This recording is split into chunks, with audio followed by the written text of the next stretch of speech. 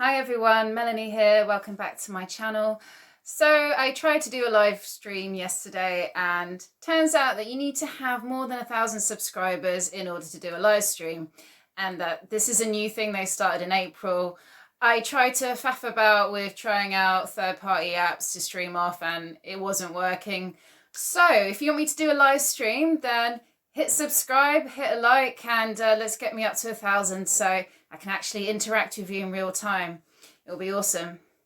Right, so I'm back from my holidays. I'm catching up with counselling clients, and I've been reflecting on particular themes that my clients are coming to me with.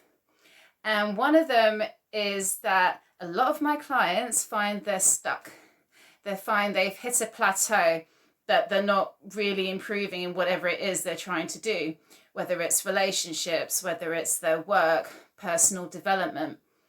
And it becomes clear when they're talking more about the issue that there's a resistance to putting themselves out of their comfort zone. And it goes hand in hand.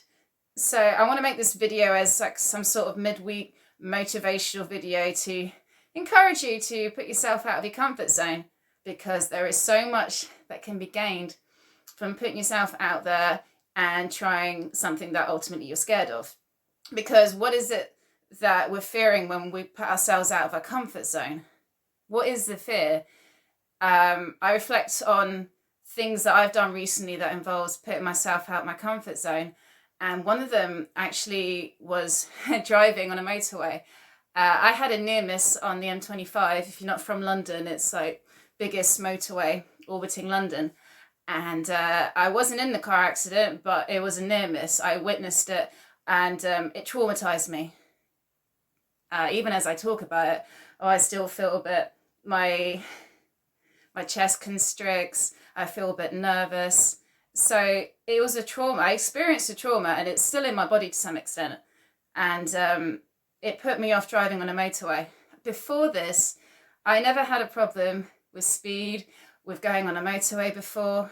And after this incident, I was just terrified of going fast and having other cars around me. So I would avoid using the motorway, and it didn't impact my other driving. I'm fine driving around the city. I can drive through London, and it's, apart from the traffic, it's not stressful. And I can go on the motorway at night or in the early hours of the morning when there's no other cars around me, but I would be terrified, and I just couldn't do it. I avoided it. And 5-6 years later, I'm now in a stage in my life where I need to use the motorway now. I can't keep avoiding it anymore. So, what did I do? Well, I like to throw myself in the deep end a little bit, and I'm a big fan of exposure therapy. And actually, as a counsellor, this is what I do a lot of work in. I often have counselling clients who approach me because they want to overcome their snake phobias. So I'm quite well known in London for holding workshops, people interacting with snakes and overcoming their fears. And I've got to say, it is really amazing to witness people who had fears around snakes to interact with one of mine who are very well trained and just very docile. And for me, it's nothing like I'm always just handling snakes, and I'm used to it now. But it's amazing to be reminded when I witness someone who is just shifted their energy and just let go of fear and become quite strong, and just like, wow, I had an amazing experience. It is a release to not be so scared anymore. And it's great to witness that. It's a reminder of what I'm doing. I get a buzz from that. It's why I like doing my counselling and therapy work, to witness people shift and have a transformation. It's awesome to be a part of that and to witness it. Anyway, so with me and wanting to drive on the motorway again, I thought, well, I'm always telling my clients to put yourself out there and just face your fears. Maybe I should do the same. And where I was living in northwest London at the time, there was a raceway, and they did drifting classes. Now, I'm a big gamer. I like to game in my spare time, and I thought, maybe, just maybe, instead of drifting on my games, I can actually do it in real life.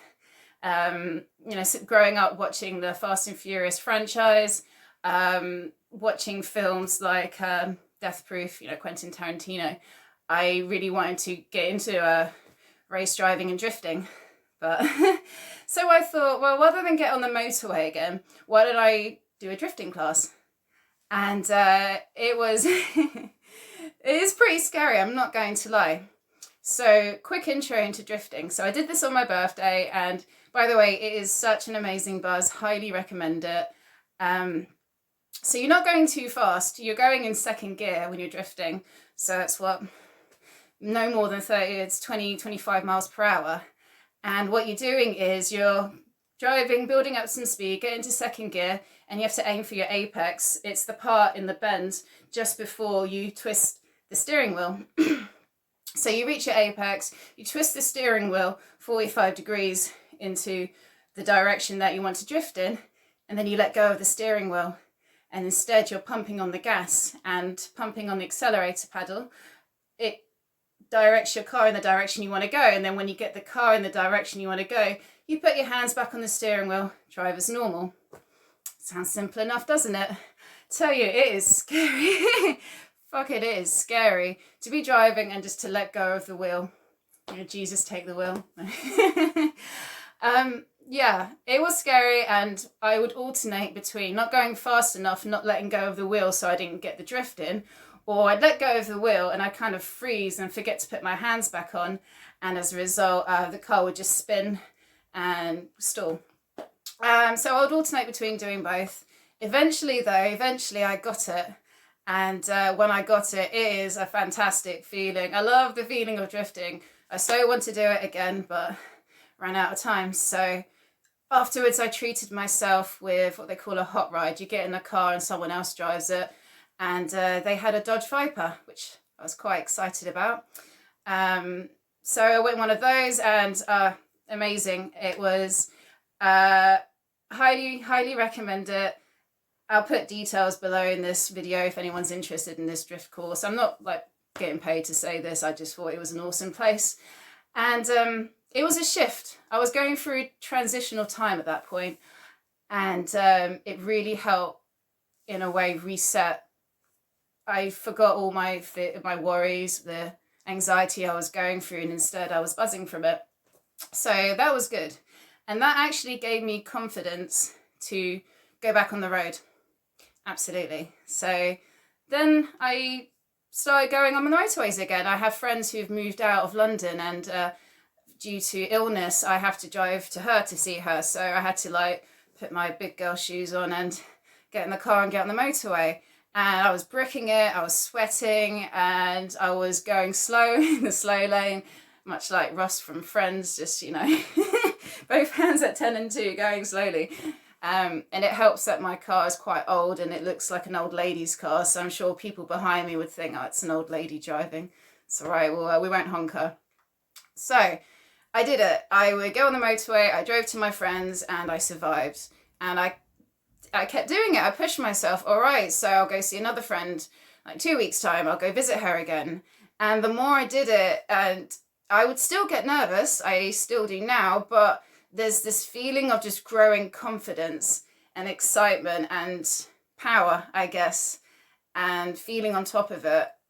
And it's awesome. I wouldn't be feeling this way now if I didn't put myself out of my comfort zone and actually re-expose myself to what caused the trauma in the first place.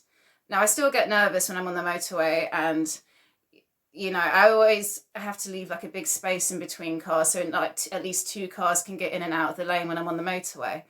So I wouldn't say it's completely gone yet, but bear in mind that I've only been doing this for like the last 2 months now, so I'm giving myself time, because at the end of the day, it is direction and not speed that's important. It's the direction that you're going in, absolutely. And I want to bring this back now to how this can apply to you. Why should you put yourself out of your comfort zone? It's the nature of the ego to seek what's familiar, to repeat familiar patterns and habits. We're all creatures of habit after all. And so it can create a lot of anxiety then to do something different, whether it's trying something new, that's a step into the unknown, or stopping a habit, or facing your fears, whatever it is that's causing anxiety. It takes a lot of willpower to actually know the anxiety and to actually not let that determine your choices. you can actually put it to one side and just gently push yourself anyway. And I recommend taking baby steps. It can be quite overwhelming to suddenly throw yourself into it. Like with my snakes, for example, I start with a little baby, tiny snake, which is so cute looking, and you can just like literally touch it, and then I build up from there. I've never met someone who hasn't, who ever freaked out from a baby snake. And then I build it up with my clients. I'll introduce a bigger snake, and then later on they'll be with like my biggest snake and they'll be okay. So can you relate to any of this? Is there something that's happened in the past which now it's creating a lot of anxiety thinking about putting yourself out there again? So whether that's relationships, maybe you've been burnt in the past by dating the wrong person and you just feel ruined from it and you're thinking, I don't want to put myself out there again. Or whether it's to do with your work. I have a counseling client who she's got her own business going, and part of her journey in building up her business is putting herself out there. And for someone who is used to being the observer, to actually put yourself out there and promote yourself, it's very daunting and creates a lot of anxiety. And it's about, again, taking baby steps. It's the direction, not the speed, that's important. You don't want to overwhelm yourself. However, you also don't want to get sucked into the comfort of never stepping out of your comfort zone. It's called comfort zone for a reason. It's so nice. It's in a fluffy cloud. You don't want to leave. It's like,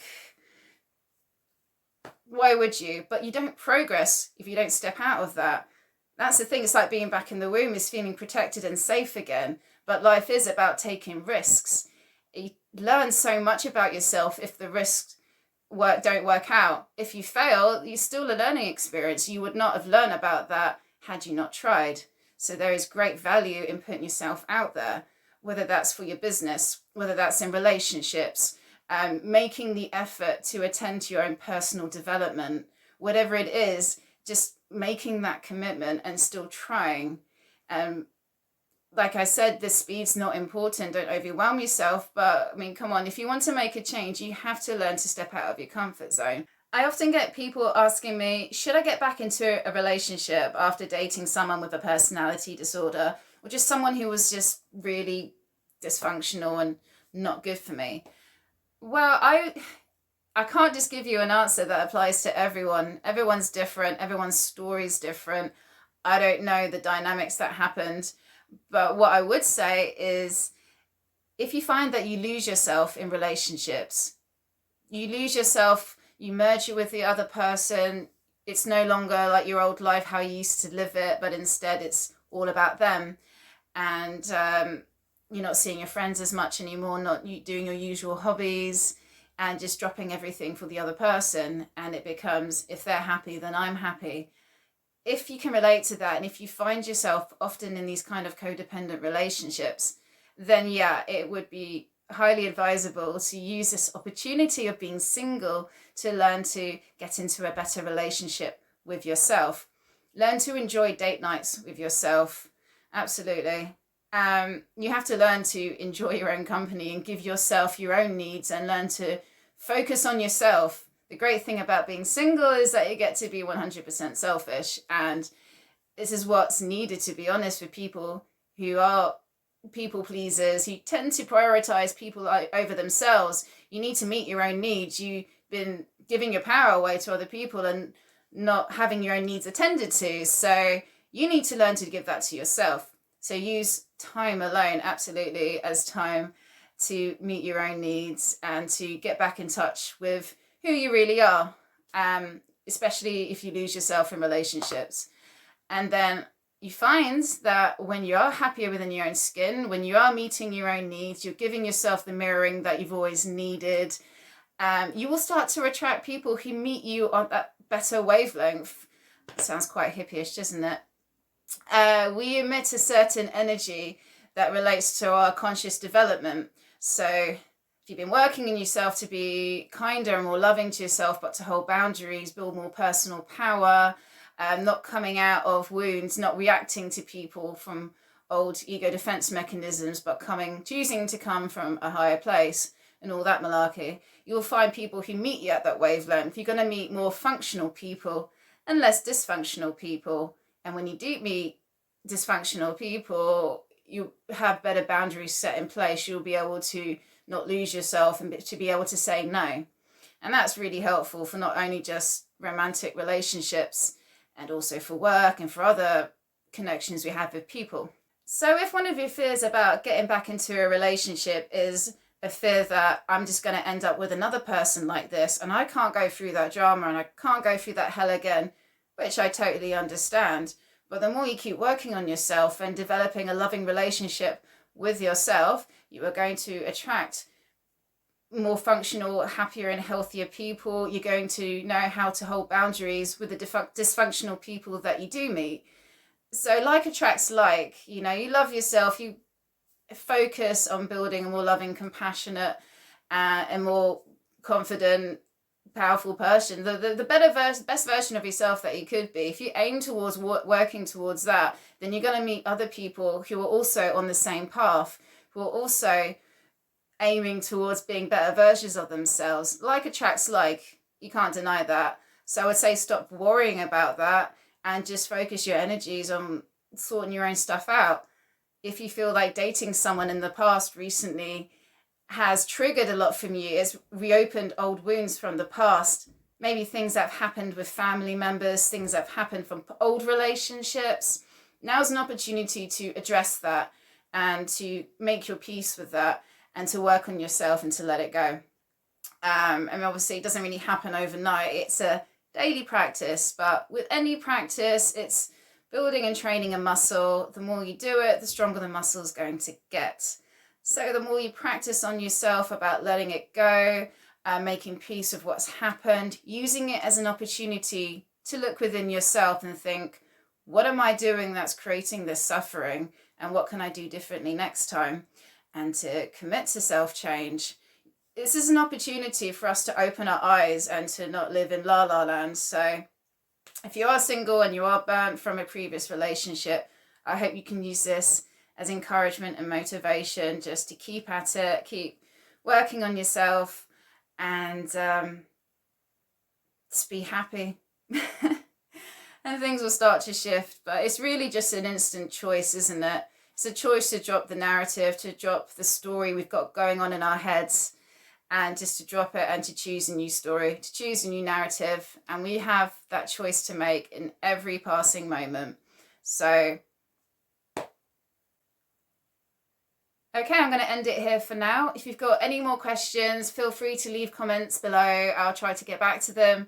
And if you want to know more about the work that I do have free information on my website, and you access it by signing up to my website. You'll find it on the home screen. I have courses up there, well, just one at the moment. And I talk more about my coaching services on my website. So click on the link down below to find out more. And please hit subscribe, because I want to be able to do live. If I get 1,000, I'll be able to go live and interact in real life. If I get 2,000, I'll blast out. I'll play some music. I'll do a live DJ set for you of all these old school drum and bass vinyl. Yeah, all of this here is like drum and bass music in the UK from the 90s. It is sick. 3,000 subscribers I'll MC as well. I'm a woman of many talents. All right, okay, I'll leave it there. So have a great day, guys, and I'll be uploading more videos soon. Speak later. Bye-bye.